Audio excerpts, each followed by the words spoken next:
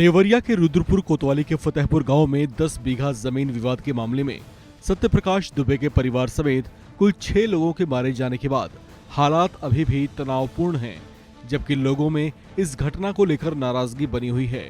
एक तरफ जहां मारे गए प्रेमचंद यादव की पत्नी और बेटियों का कहना है कि उनके पति को फोन करके सत्यप्रकाश दुबे के घर पर बुलाया गया था और फिर उनको मारा गया, तो वहीं आरोपियों से अब तक हुई पूछताछ में ये फैक्ट सामने आया कि प्रेमचंद यादव को फोन नहीं किया गया था, बल्कि वो खुद बाइक चलाकर वहां तक गया था।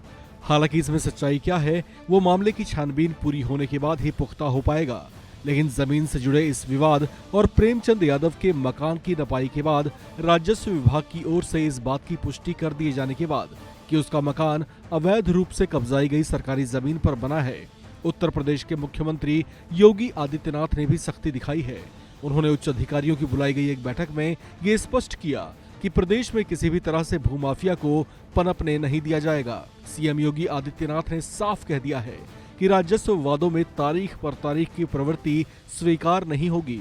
उन्होंने कहा कि राजस्व संबंधी मामलों में किसी भी तरह की लापरवाही मिलने पर लेखपाल, राजस्व निरीक्षक और राजस्व कर्मचारियों पर कार्रवाई की जाएगी।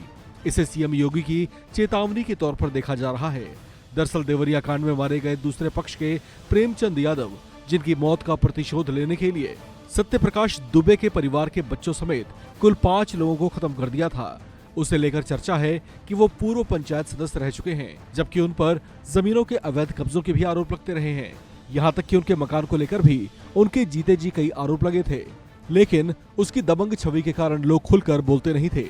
लेकिन पिछले दिनों राजस्व विभाग की टीम ने जब उसके घर की नपाई की तो सच्चाई सामने आई। नपाई के बाद ये पता चला कि उसका मकान सरकारी जमीन पर बनाया गया था। उसके परिवार के विरोध के बाद जब टीम ने फिर से नपाई कराई तो ये बात पुख्ता हो गई, जिसके बाद तहसीलदार कोर्ट ने प्रेम यादव समेत उसके 2 करीबियों के अवैध मकानों पर भी बेदखली का नोटिस लगा दिया है। संभावना जताई जा रही है कि अब जल्दी ही उसके मकान पर बुलडोजर एक्शन किया जाएगा।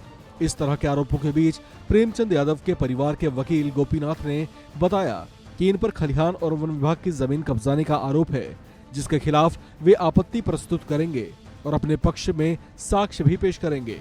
इस मामले में आरोपियों के वकील ने आरोप लगाया है कि तहसीलदार कोर्ट ने एक तरफा होकर फैसला सुना दिया है, जबकि हमारे पक्ष का बयान ही नहीं लिया गया और न ही रिपोर्ट करने वाले लेखपालों से कोई जिरह करवाई गई है।